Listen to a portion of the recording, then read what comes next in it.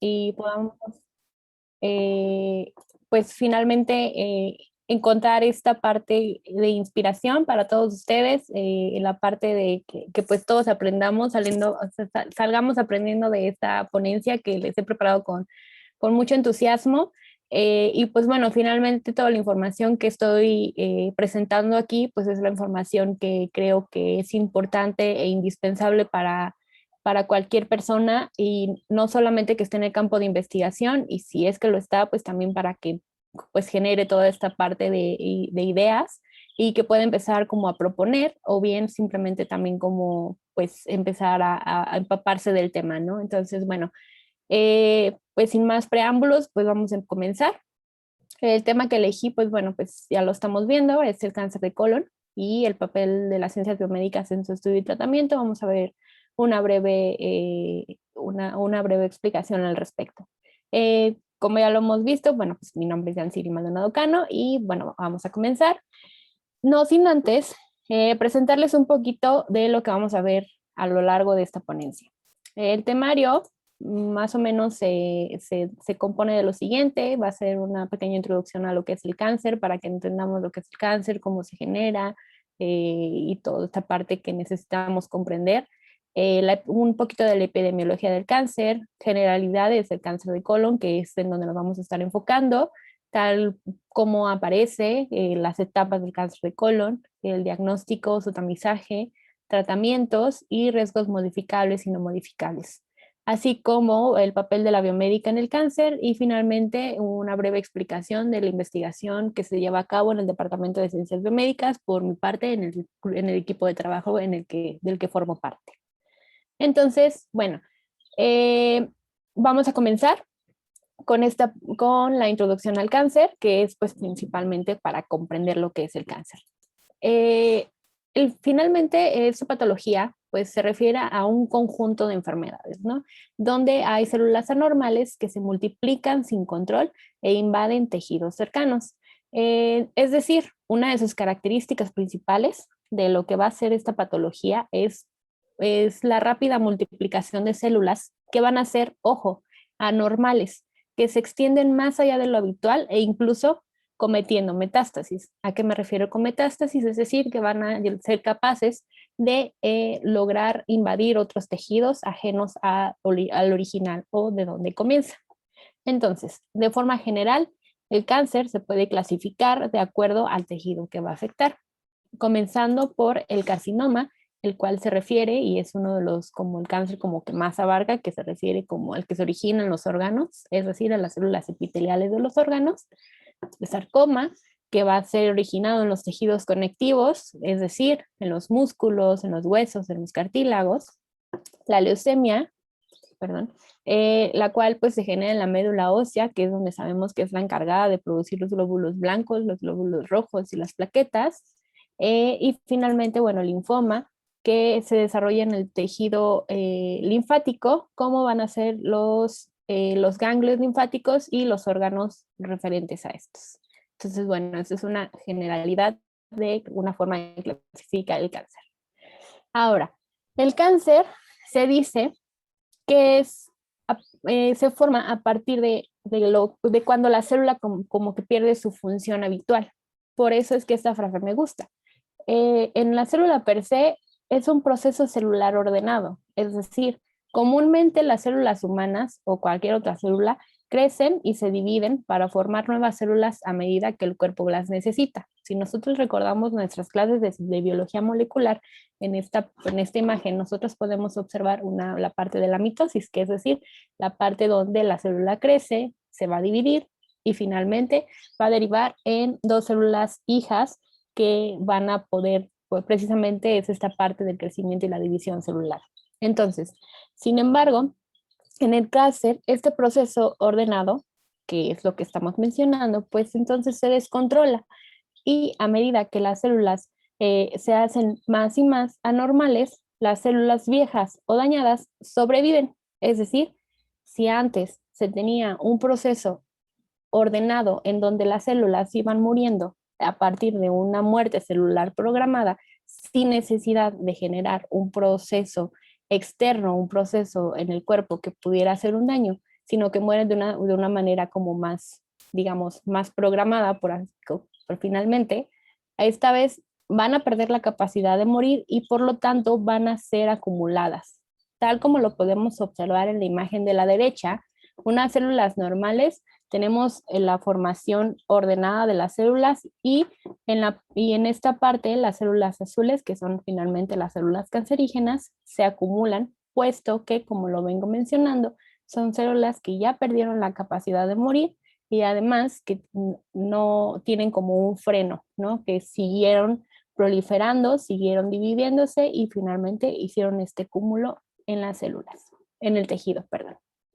Ahora, lo interesante, y esto no lo había comprendido hasta apenas que empecé a estudiar el cáncer en la maestría, es que el cáncer es una serie de mutaciones. Yo antes no alcanzaba a comprender la diferencia entre una célula benigna y una célula cancerígena. Lo que sucede aquí es que cuando una célula puede sufrir una mutación, esta primera mutación puede conferirle la capacidad de que esta célula lo que haga es dividirse y proliferar, es decir, crear muchas más células a partir de estas células que ya existen, ¿ok? Entonces, la primera mutación le va a conferir esta capacidad, por ejemplo. Sin embargo, una segunda mutación va a hacer que ya no haya un freno de esta división. Entonces, a lo mejor ya no solo se multiplican rápido, sino que ahora ya no hay nada que las detenga y entonces se va acumulando. Ahora, la tercera mutación puede que sea que ya no se van a morir. Entonces, ahora las células ya no solo se multiplican de manera rápida, sino que una tercera mutación hace que las células pierdan la capacidad de morir naturalmente y entonces esto es lo que lleva a que una célula se vuelva cancerígena. Entonces, es por eso que el cáncer no es realmente se le llama una enfermedad, sino un grupo de enfermedades. Y es precisamente debido a esta serie de mutaciones que les estoy mencionando. Ahora, para que nosotros podamos decir, o más bien saber cuándo una célula va a ser cancerígena o no, existen una serie de características que le van a ser conferidas a una célula que van a ser, pues precisamente la van a volver una célula cancerígena. Esto fue propuesto en el 2000 por unos autores que se llaman Hannan y Weinberg, que los llamaron sellos distintivos del cáncer o bien The Hallmarks of Cancer en inglés, el cual comenzaron con 6 sellos distintivos o 6 características de una célula cancerígena y hasta hoy en día se conocen 12. Estas 12 características van, por ejemplo, la evasión del supresor de crecimiento, es decir, una célula común va a tener un alto en el crecimiento de la propia célula, es decir, cuando esta célula ya creció lo suficiente y ya no necesita crecer más, va a tener como un stop que ya no le va a permitir crecer más allá de lo que ya no debería de crecer. Una célula cancerígena no tiene esto, es decir, es su primera característica. Su segunda característica de la célula cancerígena va a ser evitar la destrucción inmunológica. Como sabemos, tenemos un sistema inmunológico que a diario lucha contra células que se han vuelto cancerígenas, pero estas las logra detectar y las logra destruir a partir de unas proteínas que es lo capaz de reconocer y que entonces las destruye. Una célula cancerígena, digamos que lo que hace es ser capaz de esconderse y entonces así evitar la destrucción por parte del sistema inmunológico. La tercera característica será permitir la inmortalidad replicativa, es decir, lo que va a pasar es que una célula cancerígena va a estar en constante capacidad de replicación, es decir, va a estar como en constante trabajo de replicación, lo cual le va a conferir pues esta capacidad de estar en constante precisamente división celular, ¿no? Otra característica de una célula cancerígena es la inflamación promovida por el tumor. Eso también es muy importante, puesto que una célula cancerígena podríamos decir que solo es la célula cancerígena y que pues ya no va a generar un daño más allá. pero lo interesante aquí es que una célula cancerígena no solo causa el daño en la célula, sino que crea un microambiente importante que es el que también llega a causar un daño en su exterior. Por lo tanto, llega a causar una inflamación, esta atracción de moléculas inflamatorias que van a provocar precisamente, pues van a ser parte de las características de una célula cancerígena. Otra característica de las células cancerígenas es la activación e invasión y metástasis. Es decir, unas células cancerígenas van a tener la capacidad de viajar a través del sistema circulatorio que tenemos en el cuerpo y poder invadir otros órganos cercanos.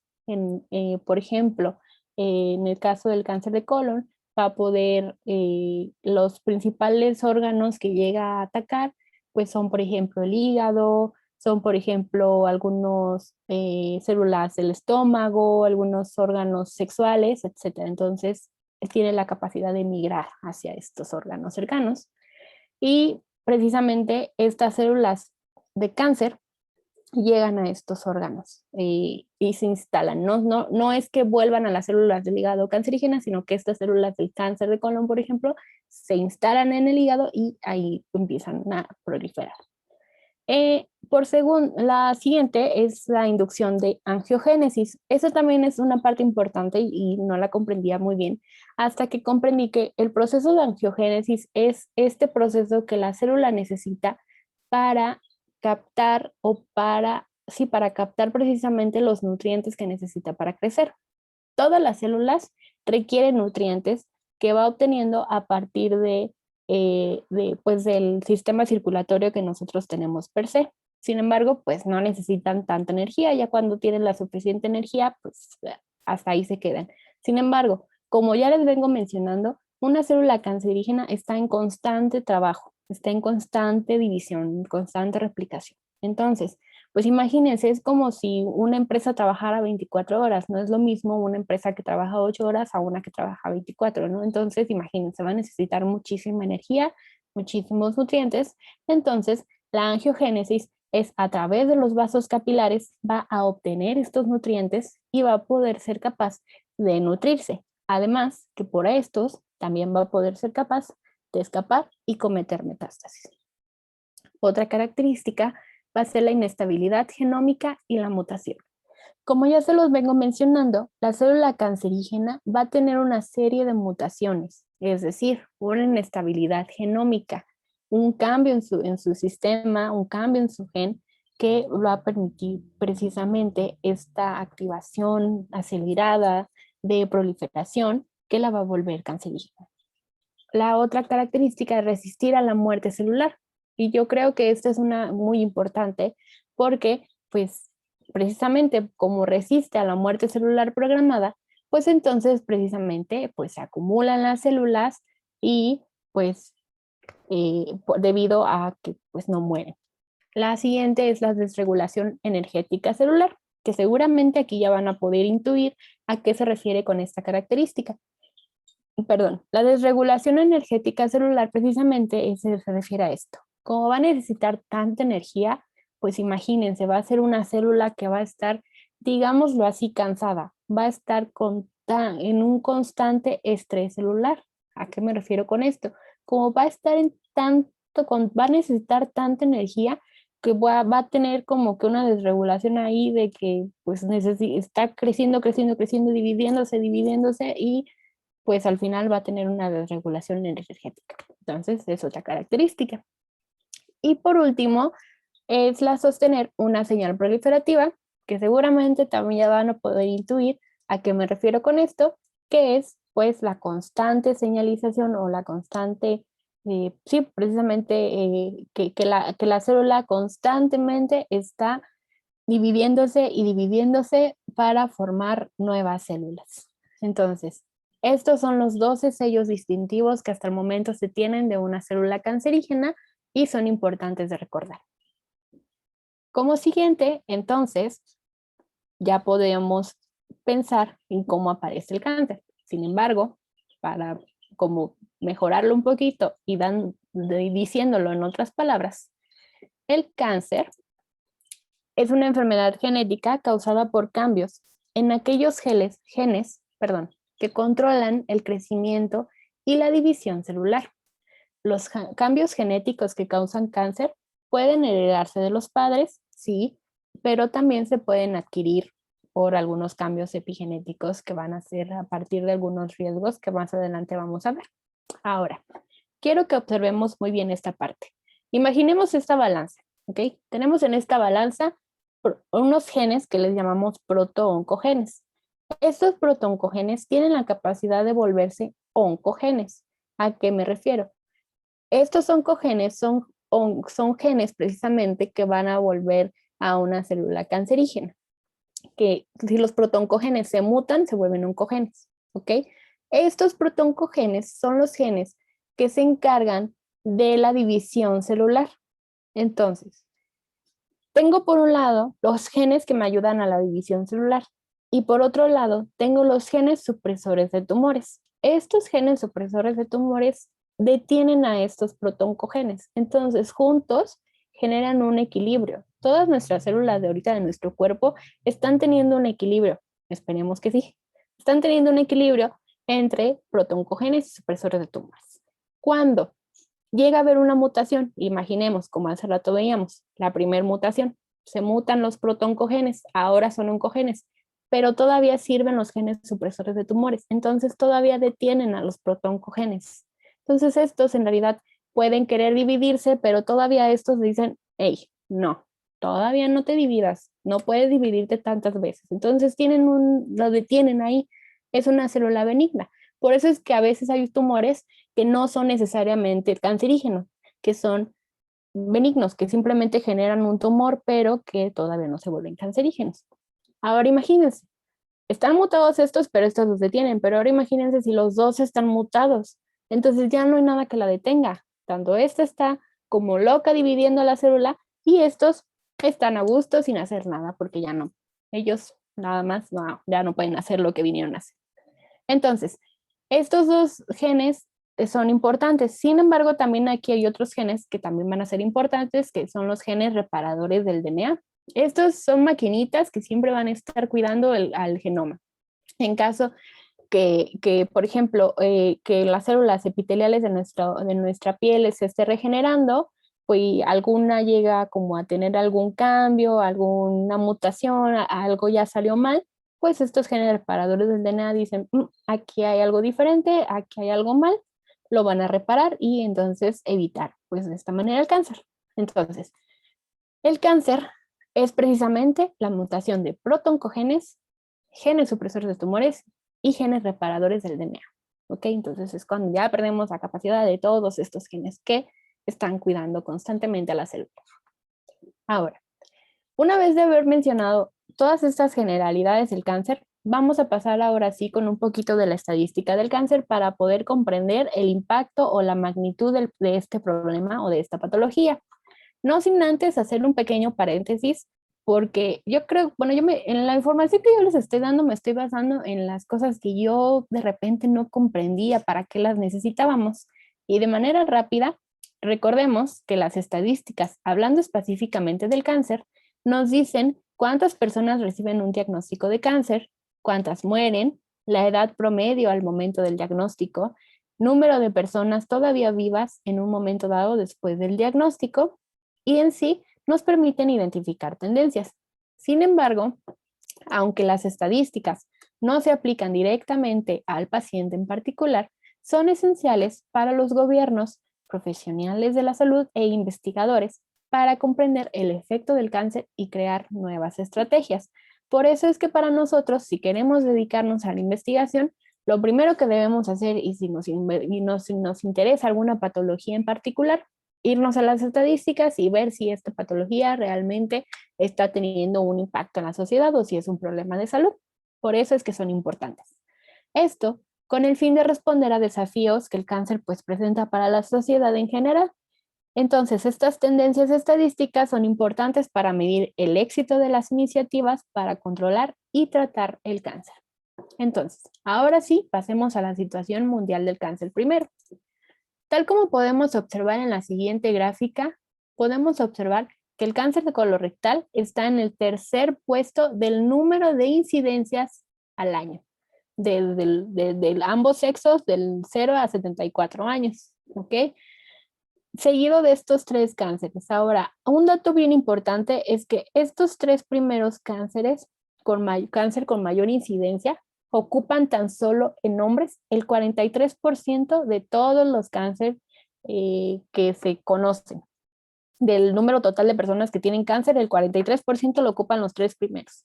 Y en mujeres, el 50%. Entonces, imagínense la cantidad de personas que sufren al menos los tres primeros cáncer y entre estos el cáncer de colon. Entonces, también pues es un cáncer bastante predominante. Ahora, estos datos bastante importantes en el 2020, los tipos de cáncer que causaron un mayor número de fallecimientos fueron el pulmonar, con 1.8 millones de muertes, y en segundo lugar fue el colorectal, que fue con 935,000 muertes, seguido del hepático con 830,000 muertes, el gástrico con 769,000 y el de mama con 685,000 muertes. Ahora, ustedes dirán, estamos observando aquí que en el número de incidencias está en el tercer lugar, pero en el número de fallecimientos está en el segundo lugar. Esto es porque es un cáncer bastante agresivo. Es por eso que también se vuelve un problema de salud, de salud pública. Además, imagínense de la cantidad de dinero que se tienen que gastar las personas y el gobierno para poder solventar este problema de salud. Entonces, es muy agresivo. Más adelante vamos a ver también por qué es tan agresivo. Ahora, también es importante que nosotros como investigadores, si nos vamos a dedicar a eso, o como profesionales de la salud, nos fijemos en la situación no solo mundial, sino de México.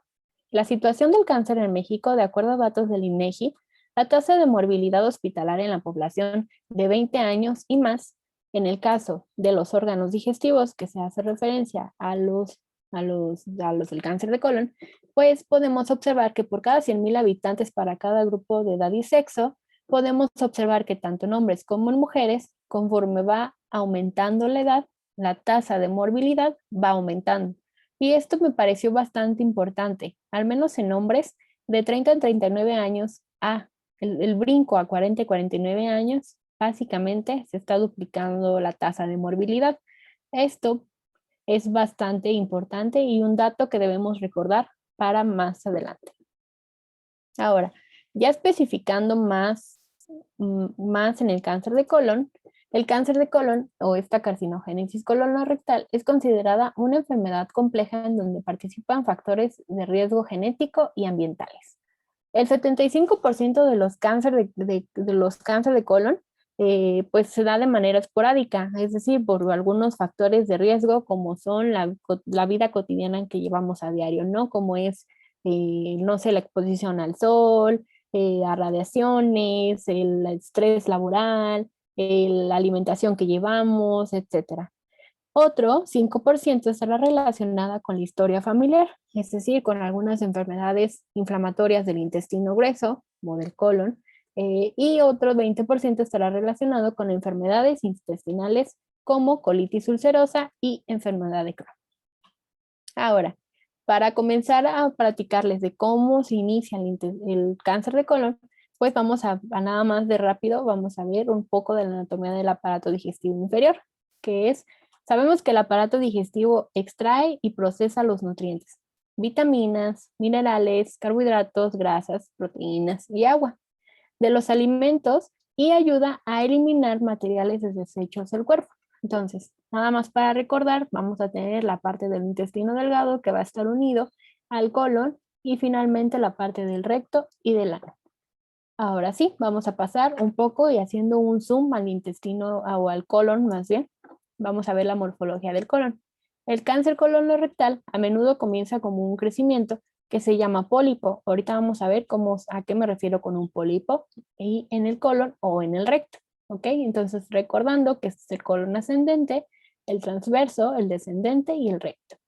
Si hacemos un zoom al colon y vemos que es como un túnel y hacemos un zoom un poquito más meticulosamente, podemos observar refiriendo a que esta es la parte del lumen del intestino, podemos ver que tenemos una capa de mucosa, submucosa, una capa muscular. Aquí podemos ver incluso algunos vasos sanguíneos, los ganglios linfáticos y una pequeña capa de serosa.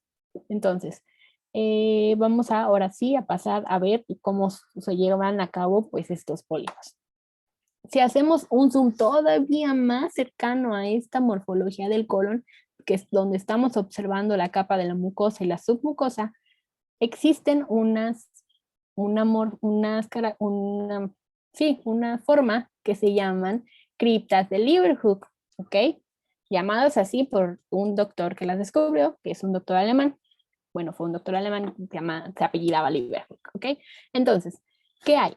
En el intestino el colon no es como que esté recto, no es como que así esté derechito y ya, no, va a tener una forma como, sí, como pues sí, no va a ser recto, ¿ok?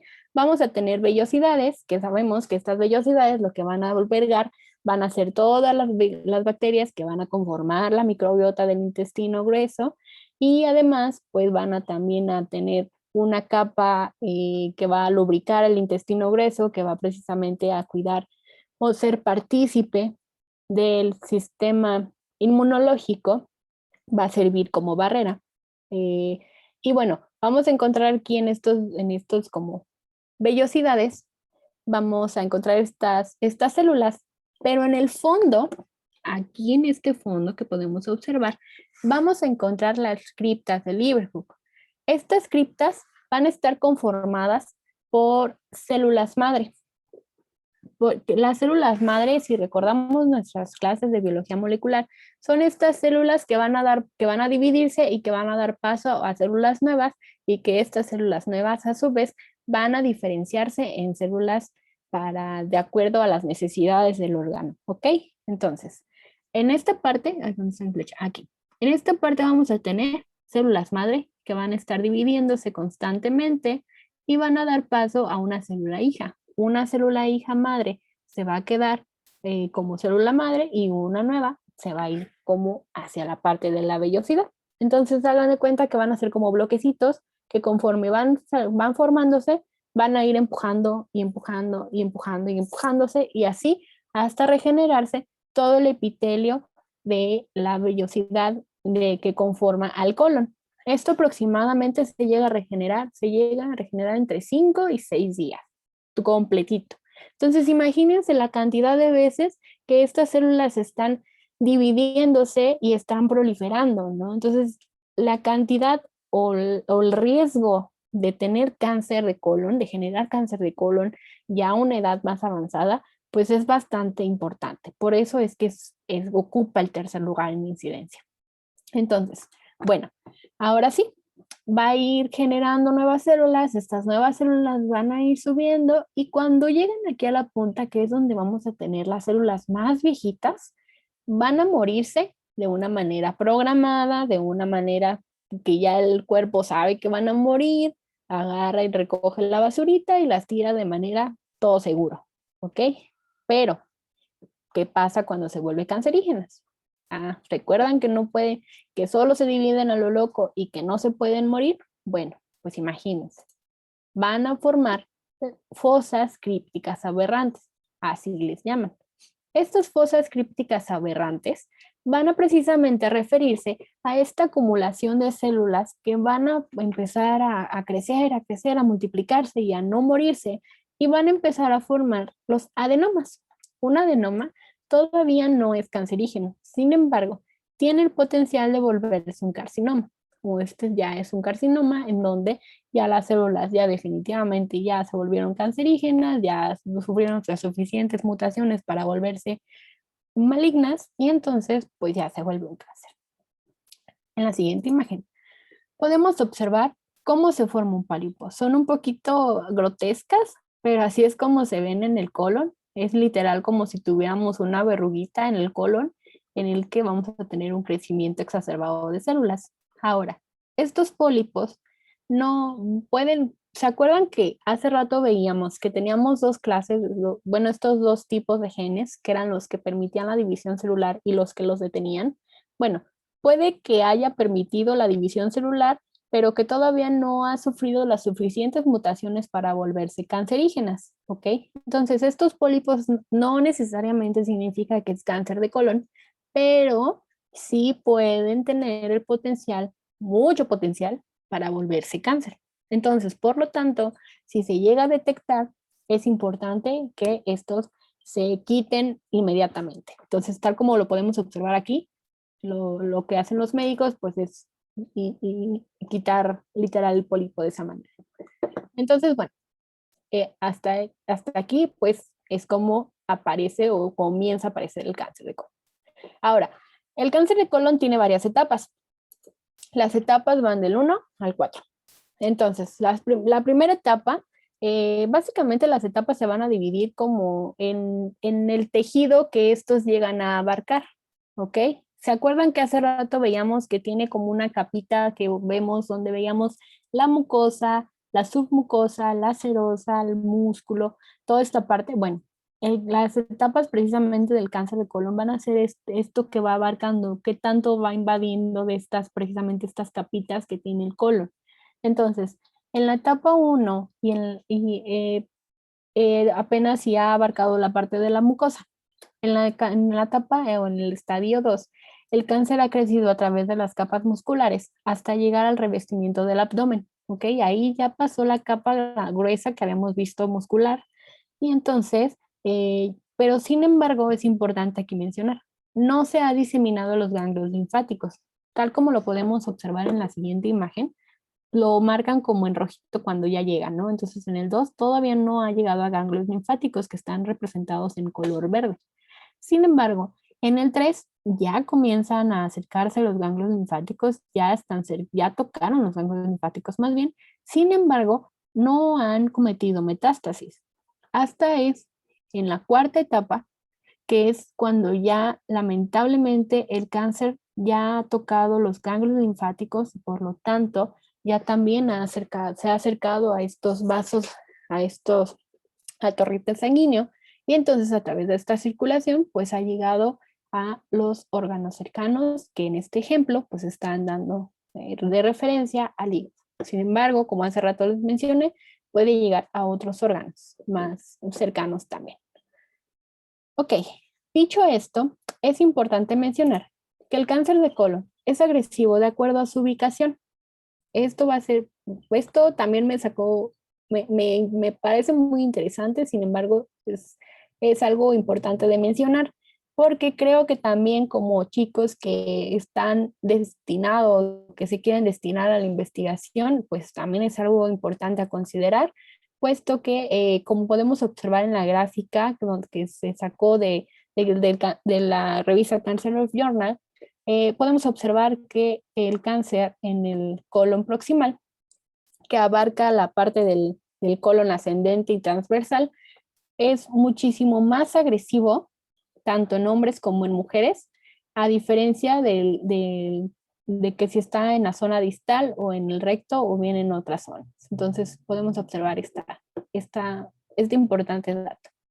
Ahora, cuando ya se tiene cáncer de colon y de manera rápida, podemos observar que algunos de los tratamientos que se pueden dar para cuando se tiene cáncer de colon y de los más comunes que se encuentran en las referencias o en la bibliografía es en la etapa de la 0 a la 1 y la 2. Normalmente es una recesión y una anastomosis. ¿A qué me refiero con esto? Es la extirpación quirúrgica y literal el procedimiento para conectar las secciones sanas de una estructura tubular del cuerpo. Entonces, literal es como que cortan un pedazo del colon, lo unen de la etapa 0 a la etapa 2, ¿ok?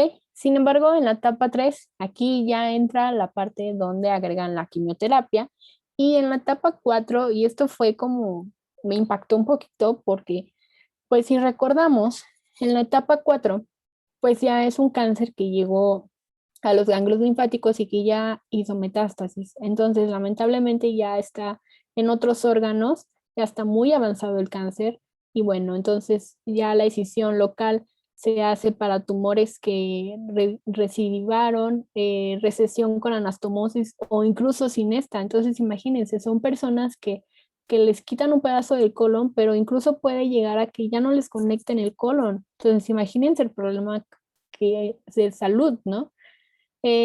Una cirugía para extirpar partes de otros órganos, es decir, les pueden quitar hasta una parte del hígado, una parte de, no sé, del estómago o de la parte que haya afectado. La quimioterapia o bien radioterapia como terapia paliativa, que se refiere pues básicamente a una quimioterapia para darle una mejor calidad como de vida, pero de aquí a que la persona pues resiste, ya no es tanto como para curar a la persona. Entonces también le da muy poca, pues sí, ya en esta etapa ya tiene muy poca esperanza de vida. Una terapia dirigida con un anticuerpo monoclonal o inhibidor de angiogénesis, que hasta donde yo sé que esta terapia de anticuerpo monoclonal no es muy común aquí en México. Digo, seguramente a que alguien me desmienta, pero sé que sí es muy cara y que no es muy común. La inmunoterapia, que es una terapia que yo le quiero tener mucha fe, como lo mencionaron en un inicio, yo la estuve en mi estancia en Monterrey, estuve estudiándolo un poco. Sin embargo, es una técnica que se tiene todavía como mucho, hay mucho por estudiar, todavía se tienen unas partes sin conocer muy bien, entonces hay mucho por estudiar de la parte de la inmunoterapia. La participación de ensayos clínicos a terapias dirigidas, básicamente. Entonces, también esta parte, pues al final es un ensayo clínico, no es que sea algo certero. Entonces, pues básicamente esta persona en etapa 4 ya no tiene mucha esperanza. Ahora, los gobiernos, ustedes dirán, bueno, pues, ¿qué hacemos entonces como para, qué hace el gobierno? ¿Qué hacemos nosotros? Existe una cosa que se llama tamizaje. Y el tamizaje, que son precisamente, son mediciones para establecer quién puede padecer cierta enfermedad y quién no, en cualquier momento de la vida. Pues precisamente son como pues estos programas que el gobierno tiene, para la población, para poder detectar, si bueno, en base a algunos ensayos, en base a algunos, sí, pues, algunas pruebas, sí, algunas personas, para las personas que tienen el riesgo de padecer el cáncer, pues puedan detectarlo a tiempo, ¿no?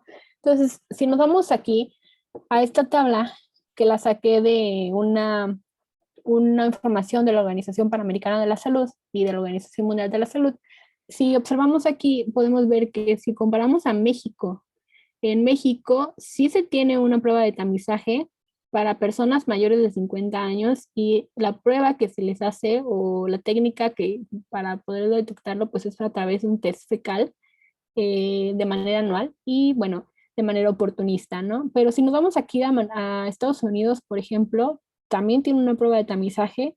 La prueba va de los 50 a los 75 años, se les hace un test fecal, una colonoscopía, una sigmoidoscopía de manera oportunista también, ¿no? Y aquí pues la cobertura del tamizaje pues es muchísimo más amplia, acá ni siquiera se tienen datos. Entonces, bueno, eh, ¿por qué se ponen mayores de 50 años? Bueno, pues porque el cáncer de colon es un poquito más común en personas mayores, como lo veíamos hace rato en la epidemiología o la situación del cáncer de colon en México. En personas mayores, pues es donde empieza a haber la aparición del cáncer de colon. ¿Por qué? Porque el cáncer de colon no se puede detectar, no tiene como ningún tipo de síntoma. O sea, realmente las personas que llegan a tener cáncer de colon ni siquiera se dan cuenta hasta que ya están en una etapa avanzada, que es cuando ya tienen 50 años, que es cuando ya tienen 60, 70 años. Hace apenas unos años, se sabía que se tenía más o menos el registro que aproximadamente a partir de los 50 años el cáncer de colon era más posible que apareciera a partir de los 50 años. Sin embargo, hoy en día, esta edad ya ha recorrido hasta los 40 años, incluso a los 30. O sea, ya esta edad se empieza a recorrer a más jóvenes, ¿no? Entonces ya, estas pruebas se sugieren ya para personas muchísimo más jóvenes. Ahora, ¿por qué el test fecal? Porque eh, una de las características del cáncer de colon pues es precisamente que la aparición de sangre en las heces. Entonces, sí, pero pues a veces no se llega a ver. Entonces, una prueba rápida y no tan agresiva, no tan sí, no tan invasiva, más bien como la colonoscopía, pues podría ser un test fecal. Entonces, eso también es muy importante, por eso es que está dentro del tamizaje. Ahora, antes de pasar al papel de la biomédica, después de haber revisado toda esta información del cáncer de colon, pues ya nada más nos hace falta revisar los factores de riesgo. En los factores de riesgos, me gustó la clasificación de esta manera, que existen los no modificables y los modificables. Los no modificables, como ya les mencionaba, pues era la edad, que son en personas mayores de 40 años, el historial personal, es decir, existe una enfermedad que se llama pólipos adenomatosos, y cáncer de colon, es decir, si la pólipos adenomatosos son como precisamente estas personas que se les salen como muchos pólipos, es decir, como si tuvieran muchas verruguitas, como las personas que tienen muchas verruguitas en el cuello, bueno, pues tienen muchos pólipos en el colon, sin embargo no son benignos, pero acuérdense que tienen el potencial de volverse un cancerígeno. Entonces, pues hay personas que tienen esta enfermedad y precisamente pues ellos tienen todavía muchísimo más riesgo. La historia personal de la enfermedad, de enfermedades inflamatorias intestinales como el CUSI, que es la colitis ulcerativa crónica inespecífica, y la enfermedad de Crohn.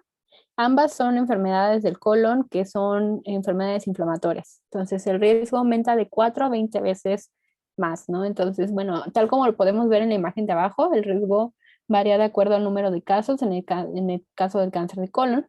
Si las personas llegaran a tener un familiar afectado, el riesgo relativo aumenta a 1.72%. Dos o más familiares afectados, el riesgo relativo es de 2.75 y un familiar menos de 45 años con cáncer de colon, el riesgo para las personas, para los familiares, aumenta hasta un 5.37%. Entonces, pues es muy importante también este riesgo relativo mencionado.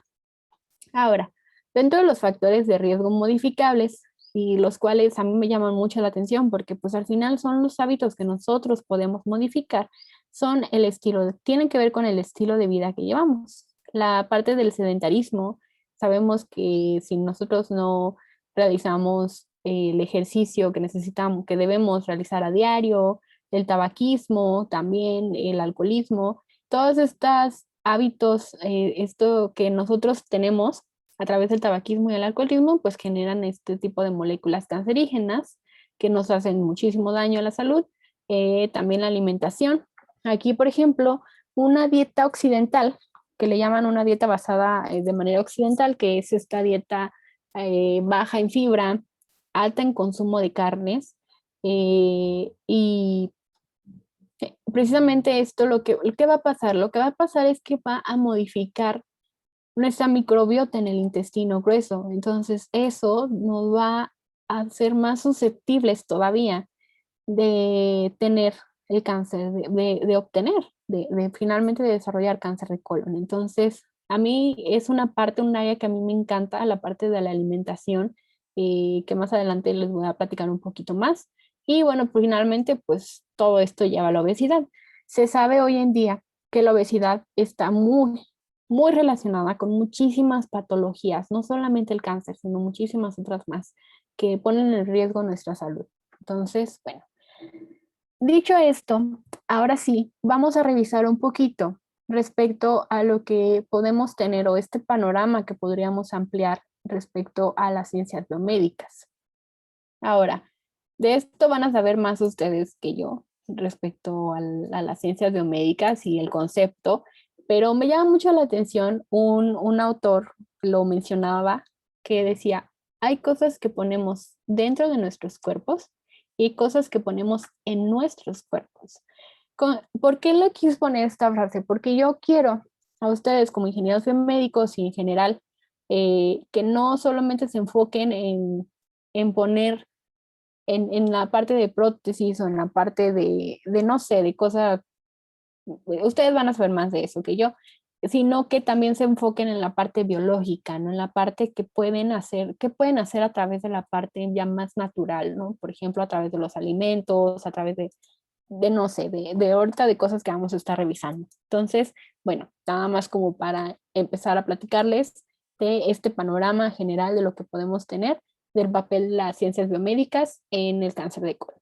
Entonces, bueno, comenzando por revisar una técnica, que es la técnica para diagnóstico del cáncer de colon. Esta técnica usa una tecnología óptica, es la espectroscopía de retrodispersión mejorada de baja coherencia, que en se dice LEPS, para analizar muestras de tejido tomadas de la base del recto, es decir, lo que hacían era tomar una muestra de células cancerígenas, lo que hacían era incidir una luz sobre el tejido, la cual se dispersaba y esta luz que se dispersaba se devolvía a unos sensores en la sonda y una computadora analizaba el patrón de dispersión de luz buscando una huella digital de la carcinogénesis al final y de la nanoarquitectura de esta célula, y esto permitía pues finalmente el reconocimiento del cáncer antes de la evidencia histológica. Entonces, imagínense, esto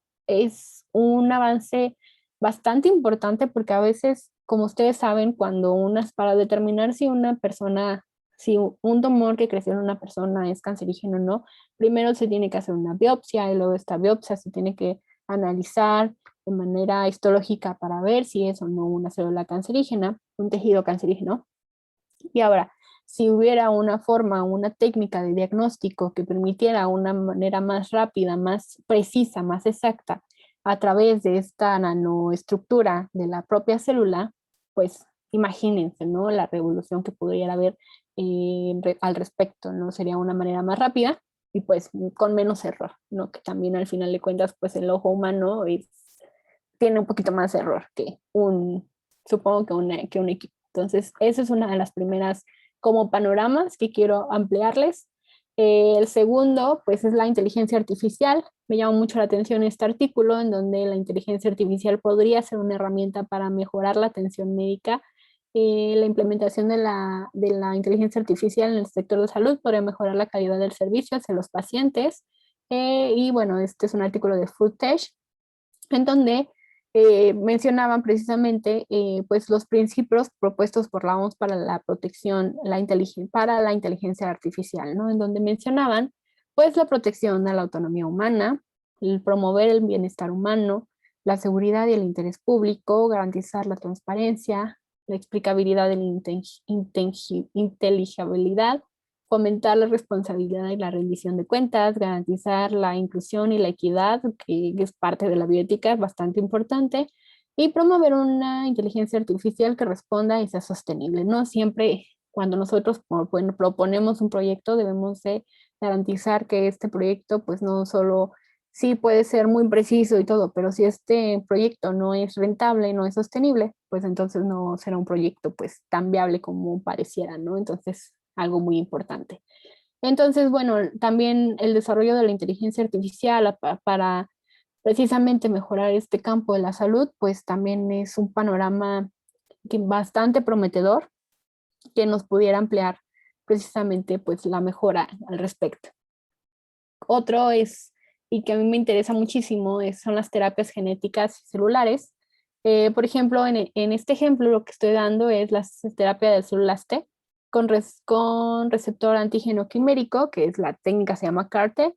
Es una nueva aproximación para la cura del cáncer que utiliza el sistema inmunológico del propio paciente. Está bien interesante esto. Y lo que puede hacer con la CAR-T, con esta terapia, puede llevarla a un estado de remisión total al paciente, es decir, no dejar rastros de la enfermedad por muchos meses o inclusive años, ponerlo en un estado de remisión por un corto periodo de tiempo antes de que la enfermedad regrese, ponerlo en un estado de remisión parcial, es decir, todavía llegan a haber rastros pequeños de la enfermedad, pero en menor cantidad, o bien, pues no lograr nada de un estado de remisión, ¿no? Al final de cuentas, pues son terapias que se tienen en desarrollo, pero que pues tienen un futuro prometedor. Entonces, de manera general, platicándoles de esta terapia de la CAR-T, lo que hacen es extraer células T del cuerpo de una persona, del paciente.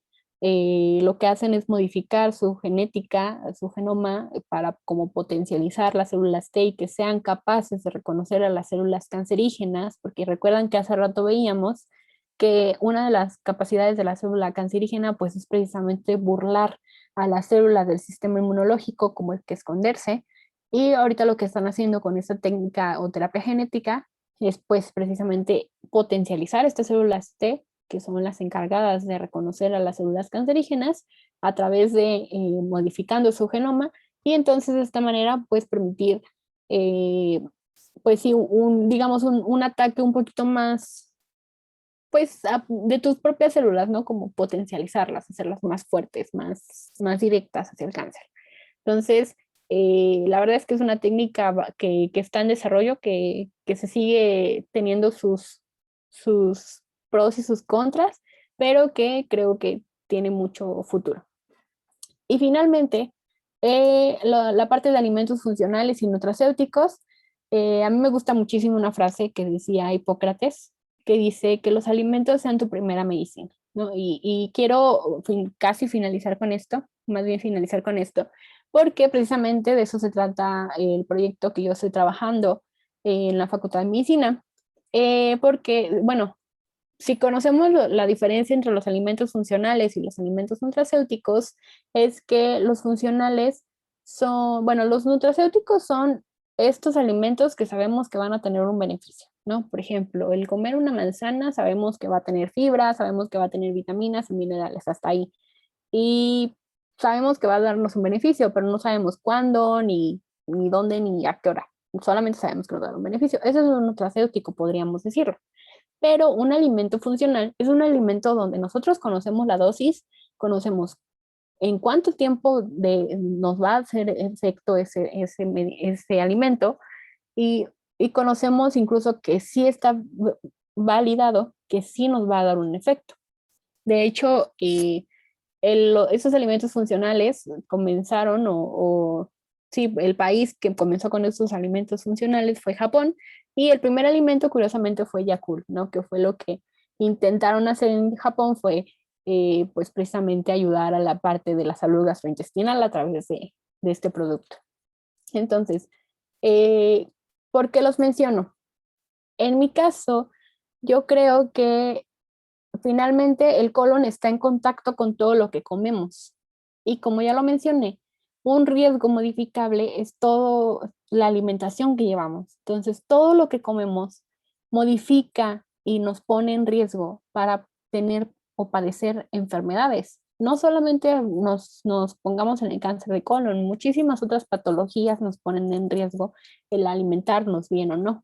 Entonces, creo que la clave pues está en las moléculas que componen a los alimentos que nosotros consumimos. Entonces por eso es que creo que también una parte importante está en el estudio de las moléculas, de estas moléculas que son los llamados fitoquímicos, ¿no? Que son estas moléculas que las componen a las frutas y a las verduras, que pueden dar un beneficio. Ahora, por eso es que mi proyecto, ya nada más por último, en medicina, que era la evaluación del efecto antiproliferativo y antioxidante del extracto de la fermentación del garambullo, que es metilocalcitosumetris en su nombre científico, sobre células de cáncer de colon humano SW480, el cual, pues, como sabemos, ya vimos que el cáncer de colon es una patología importante que ocupa el tercer lugar a nivel mundial, inclusive aquí en México, como uno de los cánceres con mayor incidencia, y que los alimentos, las moléculas que conforman a los alimentos, pues pueden otorgar beneficios a la salud gastrointestinal. Y el garambullo, ¿por qué estamos utilizando el garambullo? Porque el garambullo se ha demostrado que tiene muchísimas moléculas de este tipo que pudieran dar un beneficio a la salud gastrointestinal. Sin embargo, aún no está comprobado si los tiene o si pudiera dar o qué beneficios pudiera tener. Entonces, bueno, lo que yo estoy haciendo junto con el equipo de trabajo al que yo pertenezco, pues es precisamente comprobar que a partir del consumo de garambullo, que en todo caso sería un nutracéutico, pudiéramos tener un beneficio a la salud gastrointestinal. Y estas células de colon SW480 se encuentran en una etapa 2 del cáncer de colon, es decir, todavía no ha llegado a ganglios linfáticos. Por lo tanto, lo que esperamos con este proyecto es, eh, pues sí, que tenga un efecto antiproliferativo para que el cáncer no avance a una etapa más avanzada, que es la etapa 3, que ya llega a los ganglios linfáticos, sino que evitar un poquito a lo mejor el avance del cáncer y otorgarle inclusive pues más años de vida a la persona, o bien que funcione como un coadyuvante con la quimioterapia o la terapia que se le da a la persona finalmente. Entonces, bueno, en eso estamos, en eso estoy, en la parte de esta investigación y bueno, pues esperemos que resulte con éxito. Y bueno, pues creo que ya, más bien ya finalicé. Les dejo mi correo para cualquier cosa que necesiten y pues gracias por su atención. Bueno, creo que vamos a empezar con la sección de preguntas. No, si quieren pueden comentar en el chat o levantar su mano y les accederemos a prender su micrófono.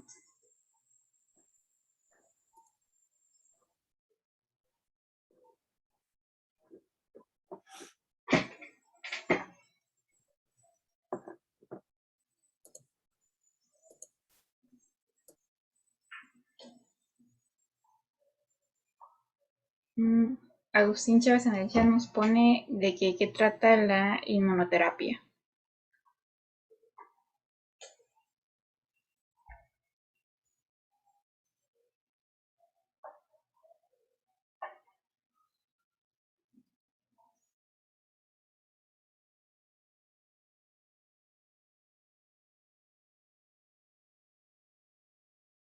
Perdón, no encontraba cómo encender mi micrófono.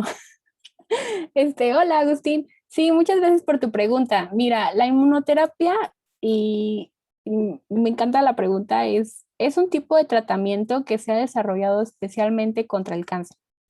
Se llama así porque es un tratamiento que ayuda, que lo que busca es ayudar al sistema inmunitario a precisamente a combatir el cáncer, haciéndolo como que potencializando tu sistema inmunitario. Por ejemplo, cuando yo estuve en Monterrey evaluando esta inmunoterapia, lo que nosotros hacíamos era eh, potencializarlo a través de una proteína que extraíamos del vaso bovino, sí, del vaso bovino, que ya se había visto que potencializaba el sistema inmunitario de las personas, del humano.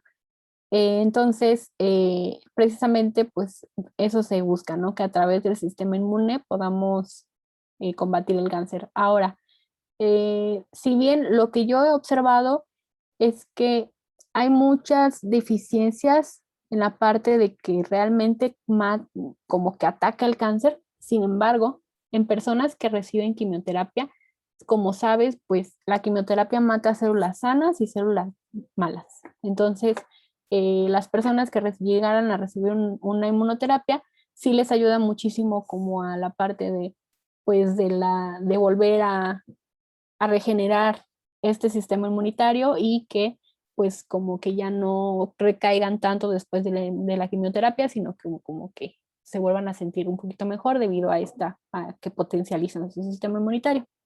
No sé si, bueno, en términos generales es una terapia que ayuda a reforzar el sistema inmunitario. No sé si respondí. Agustín, creo que era tu nombre.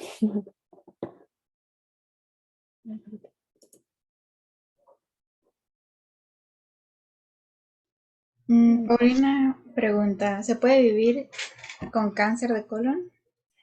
Claro, Paulina, gracias por tu pregunta. Y de nada, Agustín. Mira, Pau, sí se puede vivir con cáncer de colon, pero va a depender de la etapa en la que se encuentre. Eh, Precisamente lo que platicábamos es que cuando haz de cuenta que el cáncer de colon puede empezar en, a tus 30 años y puede que te des cuenta que tienes cáncer de colon hasta tus 50 años. Entonces, imagínate, llegas a vivir 10, 20 años con el cáncer de colon y ya después puedes llegar a tener hasta los síntomas hasta los 50 años y resulta que pues ya está muy avanzado, ¿no? Entonces, va a depender de la etapa del cáncer en el que te encuentres. Una etapa 4 ya definitivamente está muy difícil la esperanza de vida.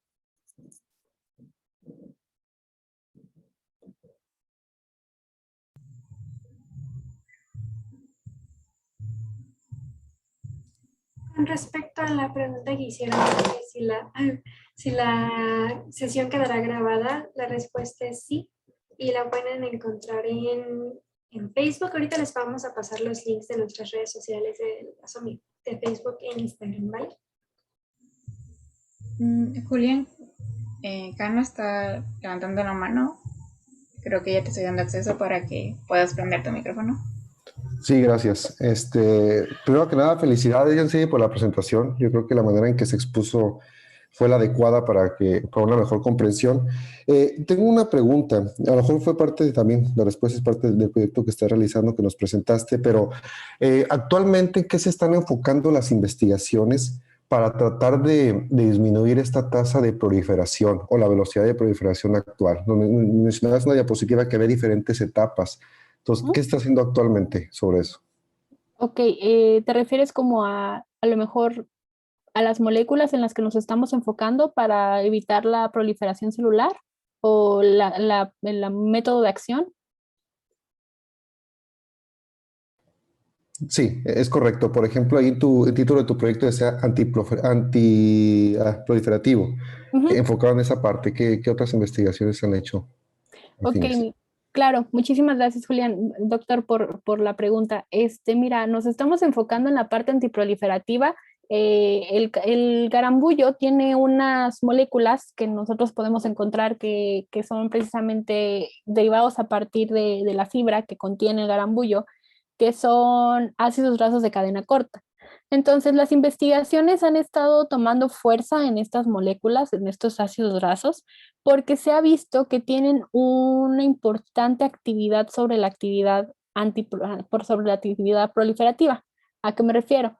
Estas moléculas actúan directamente sobre sobre las proteínas que son responsables de la activación de la proliferación celular en las células cancerígenas. Entonces, a través de ahí es que se están enfocando. No son las únicas moléculas en las que nos estamos enfocando, también hay otras moléculas como las betalainas que llegan a tener también un efecto, pero ya de manera más metabólica, más específicamente en otras rutas metabólicas implicadas en la parte de la actividad energética de la propia célula, que como sabemos, pues una célula sin energía, pues es una célula que de pronto ya no va a tener esta actividad proliferativa, ¿no? Entonces, nos estamos enfocando en esa parte, en esos mecanismos de acción a partir de estas moléculas. No sé si respondí su pregunta, doctor.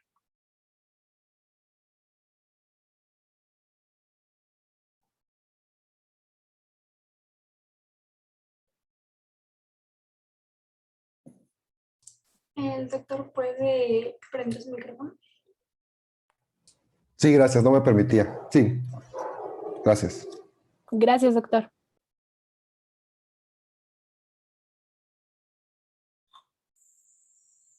Yo tengo una pregunta. Dígame, Abigail. Cuando se lleva a cabo, nos mencionó que es lo ideal quitar los, ¿cómo se llaman? ¿Pólipos? Ujú. Cuando están como pequeños y aún puede ser como removidos, una vez que se lleva a cabo ese procedimiento, ¿existe la posibilidad de que genere algunas complicaciones después para la persona o que vuelvan a nacer, por así decirlo? Sí, por supuesto, Abby.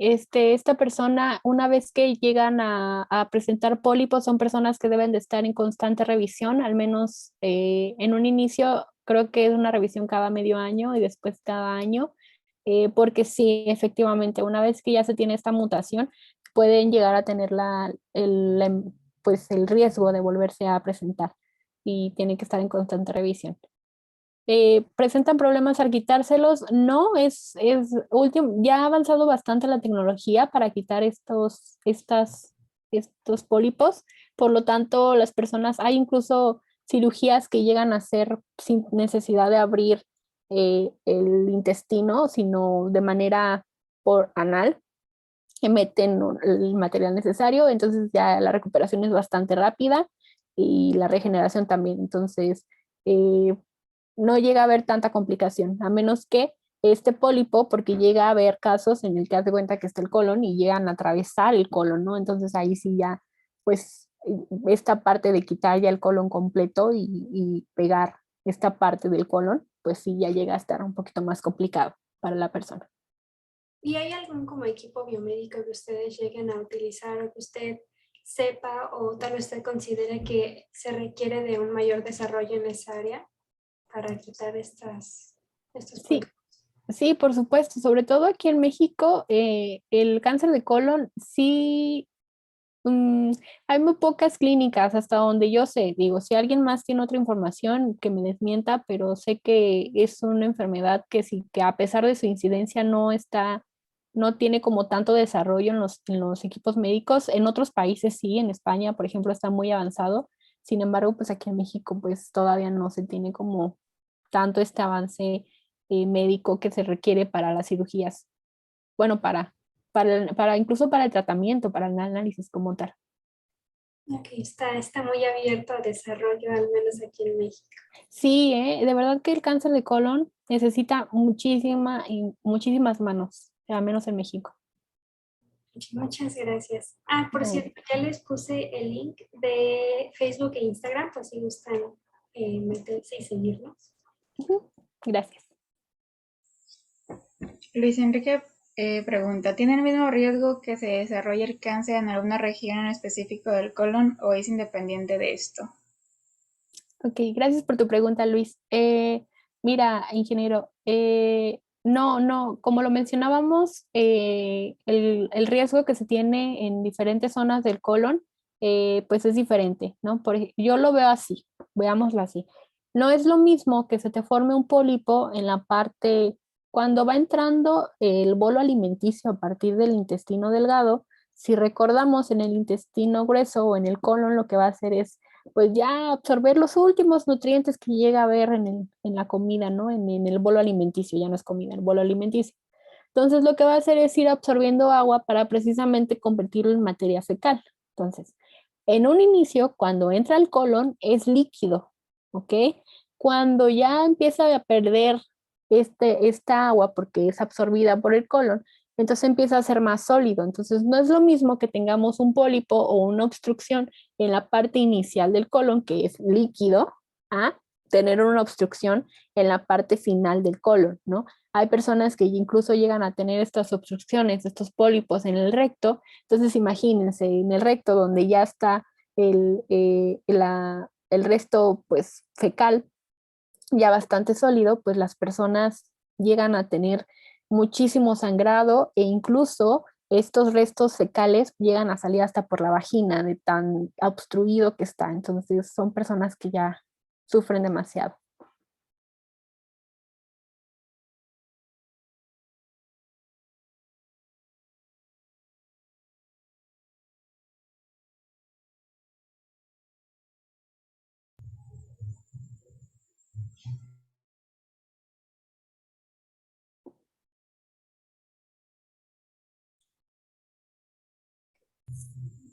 Creo que Pau levanta la mano.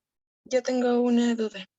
Sí, Cuando dime. hablamos de pólipos, al principio nos comentó que pues tienden a ser cancerígenos, o sea que en cierto tiempo pueden ya ser un tema como más agresivo o bueno, un poquito más tratar. Yo sé que es muy diferente en cada persona como es nuestro sistema. Aproximadamente cuánto tiempo pasa de estar como en lo normal a hacer algo ya que es algo preocupante. No sé si me expliqué.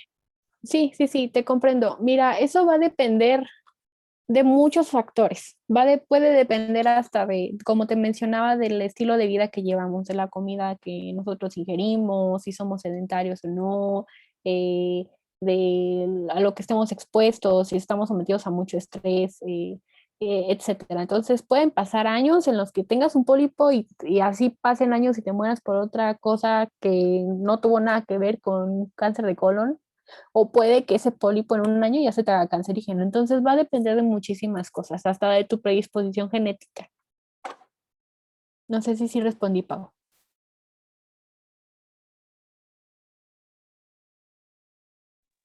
Sí, sí, sí. Muchas gracias. Muy bien. Monse, a ver, la parte de estudios de imagen, ¿cuál es el mayormente empleado en su detección de estructuras sospechosas de cáncer de colon?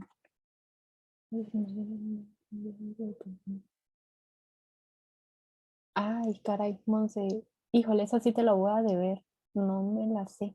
Pero si quieres puedo sin problemas investigártela y y me contacto contigo, Monse, si quieres dejar tu correo. Una disculpa, esa no me la sé.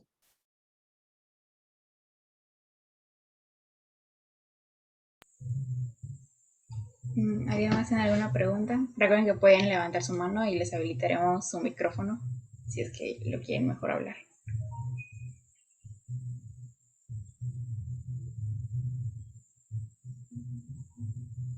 Bueno, yo tengo dos preguntas. Es un poquito como lo que preguntó Paula. Bueno, antes de que Ana, te doy la palabra.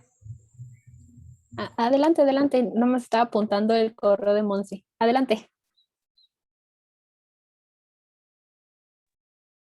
Ah, perdón. No, Iris, bueno, se suponía que iba a preguntar después de ti, pero está bien. Yo quería saber, en una parte de la presentación usted mencionó que había personas que ya tienen muy desarrollado el cáncer Ujú. y hay veces que se tienen que extraer diferentes partes del cuerpo. Mi pregunta es, ¿cuál es la calidad de vida posterior a esto? O sea, ¿realmente existe una posibilidad o las personas ya tienen muy poca esperanza después de esa situación? Híjole, gracias por tu pregunta, Ana. No, la calidad de vida es bajísima. Es, yo creo que te refieres a la parte del tratamiento. ¿O ¿dónde está mi? Aquí está. Aquí, ¿no? Que veíamos que ya se le quitan un pedazo del órgano afectado. No, la calidad de vida es muy difícil. Además, la esperanza de vida ya para una persona en etapa 4, que es cuando ya se extrae un pedazo del órgano afectado, ya es muy baja, llega a ser hasta del 15%, si no mal recuerdo. O sea, es bastante baja, ya las personas ya no aguantan. Y precisamente, pues bueno, digo, agregando, el problema es ese, ¿no? Que las personas se detectan el cáncer de colon ya hasta que está en etapa 4. Por eso hace rato veíamos que de los cánceres que más causaron muertes, el cáncer de colon es el segundo, porque precisamente la gente se lo detecta hasta la etapa 4. O sea, ya cuando ya de plano su esperanza de vida es muy baja. Ujú. Y por ejemplo, ¿usted ha sabido de algunas situaciones donde em, haya algún equipo biomédico que pueda ayudar a pues que esta situación sea un poquito mejor al respecto? No, fíjate que no hay equipo biomédico que ayude como a que les dé más esperanza de vida, al menos a personas en etapa 4. No, no hay forma. Yo no he leído al respecto, ¿eh? Solo he leído o sea, como al respecto de prevención, que es la parte en la que básicamente, que es la parte de la alimentación y toda esta onda, pero ya como tal personas que están en esta etapa 4 no hay muy poca información, porque al final de cuentas, pues si te pones a pensar, dices tú, bueno, son personas que ya se van a morir y viéndolo ya muy fríamente, dices tú, bueno, pues si se van a morir, pues hay personas, hay investigadores que dicen, no, pues ya no. Pero yo creo que hay que luchar hasta el último minuto, ¿no? Entonces sí hace falta mucho desarrollo al respecto. Sí, es que creo que es muy importante que se resalte estos puntos, Ujú. porque muchas veces como ingenieros biomédicos, la mayoría, luego vemos la carrera como no, pues podemos desarrollar prótesis o no sé, artefactos hospitalarios, imagenología, pero Ujú. siento que en ese aspecto, digo, sí hay una deficiencia, aquí también existen muchas posibilidades en México todavía sobre esos campos, pero hay Ujú. muchísimos que todavía están olvidados, como Ujú. lo que es el cáncer de colon. Entonces, Sí, sí, ¿eh? De verdad que a mí me sorprende muchísimo lo olvidado que está el cáncer de colon en México. Y no solo en México, ¿eh? En muchísimas partes del mundo. Está muy olvidado. Y hay muy pocos investigadores que se dedican al cáncer de colon. Entonces, yo los invito a que les guste el cáncer de colon. Está bonito. Digo, no está bonito, más bien está interesante. muchas gracias. A ti, Ana. Aileen Méndez pregunta, bueno, primeramente saluda, hola. ¿Qué técnicas están utilizando para evaluar los resultados de la investigación? Hola, Ailet, muchas gracias por tu pregunta. Me encanta la pregunta. Mira, voy a evaluar la viabilidad celular a través de MTT. Es una técnica colorimétrica en donde yo voy a evaluar diferentes concentraciones de mi extracto de garambullo. Se las voy a agregar a mis células cancerígenas. Entonces, de acuerdo a si mis células están vivas, se va a ver un color moradito, ¿ok?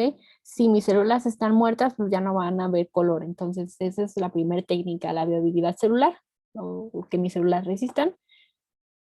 Una segunda técnica, voy a checarla, bueno, van a ser dos técnicas, bueno, una técnica para dos pruebas. Una para el ciclo celular. ¿Qué quiero ver? Bueno, va bien, citometría de flujo voy a utilizarla para ciclo celular y para apoptosis. ¿Cómo? ¿Por qué quiero verlo? Bueno, ciclo celular quiero ver si mis células se están quedando como en la parte de si se están duplicando o no. Eso hablaría de que sí está deteniéndome mis células antes de que se estén duplicando o incluso creciendo. Y la parte de apoptosis, que como sabemos, la apoptosis es una muerte celular programada. Es precisamente la capacidad, la muerte que las células cancerígenas pierden, o la capacidad para entrar en esa muerte celular, ¿ok? Entonces, bueno, voy a medirla a través de citometría de flujo. Voy a medir también capacidad antioxidante endógena a través de la medición de enzimas que están involucradas en la capacidad antioxidante, como es la catalasa, la glutatión peroxidasa y el glutatión reducido y oxidado que a través de eso. Entonces, como es maestría, pues ahorita son solamente esas técnicas. No sé si tienes alguna duda en alguna técnica, Ilet, te puedo responder alguna.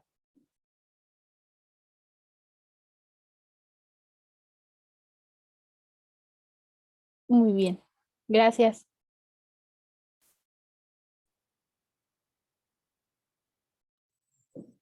Bueno, yo tenía un par de dudas. Dime. Con respecto a bueno, eh, personalmente yo me quiero dirigir un poquito más a lo de diagnóstico y Mm, así que uno de los métodos de diagnóstico que usted mencionó, pues es la de espectroscopía, ¿no? ujú, Con la huella de cada pólipo que existe. ¿Cuál ujú. fue la diferencia entre cada huella de cada etapa? O sea, ¿o cree que puede haber una mejora en el diagnóstico de esto, tal vez como un procesamiento de imágenes del tamaño o, o cree que Sí, es de más efectivo? sí, ahora que lo mencionas, yo sugeriría, y de acuerdo a lo que he leído, que te podrías enfocar por el área de las células cancerígenas, entre más cancerígenas se vuelven, ahora sí que válgame la redundancia, como que van volviéndose más como cuasimodos, más feitas. Entonces van como desdiferenciándose, por así decirlo, les dicen, ¿no? Van perdiendo como la forma de una célula normal. Entonces yo creo que entre que más avanza el cáncer, más bien no creo, lo he leído, entre más avanza el cáncer, más como feas se van volviendo, más sin forma, más grandotas, más boludas se van haciendo. Entonces creo que te pudieras ir por la parte de la forma de las células. Pero mm, con respecto a la huella, supongo que cada pólipo debe tener como una huella diferente o una intensidad de huella diferente para que se pueda deducir en qué etapa está. Ahí no convendría hacer Ok, una forma, ¿no? Porque tal vez no esté tan desarrollada, tal vez no se ha vuelto tan fea. ¿O cuál cree que a sería lo mejor para... si encontraras perdón, es que mi internet de repente se va y no escucho cuando terminas de hablar. Perdona, Iris. No, no se preocupe. Este, mira, o a lo mejor encontrando un biomarcador. No sé si has escuchado hablar de los biomarcadores. A lo mejor un biomarcador, pero mira, el problema a veces con el cáncer es y me parece bastante interesante esto, es que el cáncer a veces es diferente en todas las personas. hay cánceres que mutan en un gen, hay cánceres que mutan en otros. Entonces, a veces como que encontrar un biomarcador específico es a veces un poquito complicado, pero sí hay algunas moléculas en las que te pudieras enfocar, que decir tú, ah, bueno, si encuentro una molécula alta, de, no sé, alto en cierta enzima, entonces a lo mejor mi célula pudiera estar a punto de volverse cancerígena, ¿no? A lo mejor no sé si por ahí vas, tu pregunta. A darle cuentas, creo que lo que me he dado cuenta es que ustedes como biomédicos tienen como una forma de ver las cosas como más físicas a nosotros que como que lo vemos más biológico, ¿no? Que vamos como por la parte de, la morfología celular y, los biomarcadores y las enzimas y bla, bla, bla. Pero no sé si a lo mejor si te responde tu pregunta, si no, aquí nos quedamos hasta que te la responda y no hay problema. Ah, sí, sí, es cierto que, bueno, al menos yo sí tengo un poquito más enfoque de cómo se ve en vez de cómo se estructura químicamente, tal vez biológicamente. Así que sí. Ujú. Y Pero creo que se puede hacer un buen match, ¿sabes? O sea, yo te invito a que te acerques a las personas que estamos como más hacia el área biológica y tú con tu visión más física de esta parte. Una vez una doctora me dijo, las mejores aportaciones a la biología han sido por físicos, imagínate, porque precisamente tienen esta otra onda como más, como ustedes, ¿no? Que la dan como, oye, pero pues si la célula, ¿qué tal? Y es como de otra forma, ¿no? Y nosotros, ¿cómo? Pero las enzimas, ¿qué? ¿No? Pero resulta que es más fácil de lo que pensábamos, ¿no? Entonces, pues sí, a lo mejor y si hicieras con alguien que tiene esta parte biológica, creo que pudiera sacar un buen proyecto. muchas gracias. No, a ti. Montserrat pregunta que si planea continuar su proyecto si sus resultados son los esperados a un nivel, in vivo. Hola, Monse, una que sí te puedo responder, Monse. No, pero la otra sí te la voy a responder, Monse, nada más que por correo. Este, sí, mira, pues al final de cuentas es un equipo de trabajo, entonces estamos trabajando a la par con otras compañeras, ellas están trabajando de manera en vivo, pero sí, esto va a seguir llevándose a, a posteriores investigaciones. Tenemos muchísimos planes al respecto inclusive con la composición de la microbiota que llegase a tener a partir del consumo del garambullo, etcétera, ¿no? Entonces hay muchísimo investigación por hacer aún, pero sí, sí se planea continuar con el proyecto.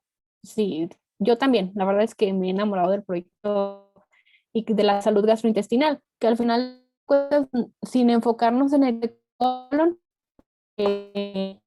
las enfermedades van a la alza. O sea, al final de cuentas, entonces nosotros tenemos problemas gastrointestinales que si ya nos comimos el brócoli ya nos causó un dolor de estómago, cosas así. Entonces, o que si cuántos intolerantes a la lactosa ya no conocemos, ¿no? Al menos en mi caso, yo no puedo consumir muchísimos alimentos. Entonces, la salud gastrointestinal va a la alza y por supuesto que me quiero seguir continuando enfocando en mi proyecto.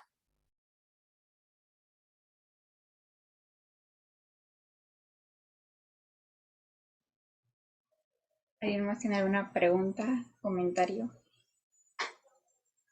A ti, Monse, gracias. Ya apunté tu correo, te voy a contestar en estos días, ¿vale?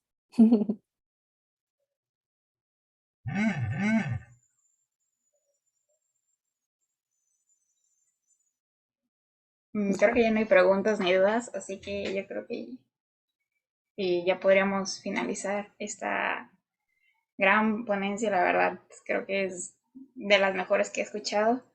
Y No. ya para finalizar y agradecerle, vamos a hacer lectura de su reconocimiento. Mm, Gracias.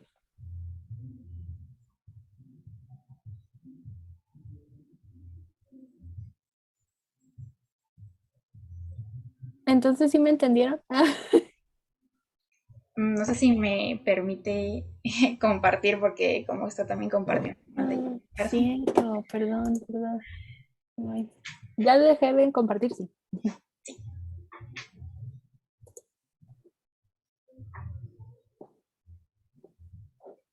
Bueno, y hacemos lectura. Se otorga el siguiente reconocimiento a la ingeniera en biotecnología Yadira Yatsiri Maldonado Cano por su participación en el tercer bioviernes y el haber impartido la ponencia Cáncer de colon, el papel de las ciencias biomédicas en su estudio y tratamiento, mismo que se llevó a cabo de manera virtual el 13 de agosto del 2021, el cual está avalado por la firma de la doctora Vanessa Vallejo Becerra, quien es coordinadora del programa de Ingeniería Biomédica en la Universidad Autónoma de Querétaro, Samantha Ramírez, quien es presidenta del capítulo estudiantil SOMIWAC, y su servidora Iris Alejandra Benavides Paredes, quien es vicepresidenta del capítulo estudiantil SOMIWAC. Muchas gracias. Con esto damos terminado a este tercer bioviernes. Les recordamos que el siguiente bioviernes tenemos otra ponencia y los invitamos también a su participación con su presencia. Y otra vez agradecerle, ingeniera, por su tiempo y por esta gran ponencia que la verdad 10 de 10. Me gustó mucho. Ay, muchas gracias a todos. Qué bonito. Qué bonito. Espero que les haya inyectado un poquito de entusiasmo y un poquito pues, de continuar en el área en el que están. No se desanimen, muchachos, que la ciencia la hacemos nosotros. Muchas gracias, ingeniera. Igual concuerdo con Iris. Muy completa y la adaptó pues, a nuestro nivel, que en general somos de licenciatura. Nos explicó como pasito a pasito, nos fue guiando. Eso fue de mucha ayuda para prestar atención y ubicarnos y entender. Entonces, muchas gracias y felicidades. Para Gracias. los que no sepan, pues esta fue la primera ponencia de la ingeniera, entonces yo creo que estuvo muy padre, a mí me gustó mucho. Muchísimas gracias, fue con mucho cariño. Nos seguimos viendo. Cualquier cosa, pues ya tienen mi correo y estamos en contacto. Muchas gracias otra vez, ingeniera. Gracias. Muchas gracias. Bueno, hasta luego. Hasta luego, bye.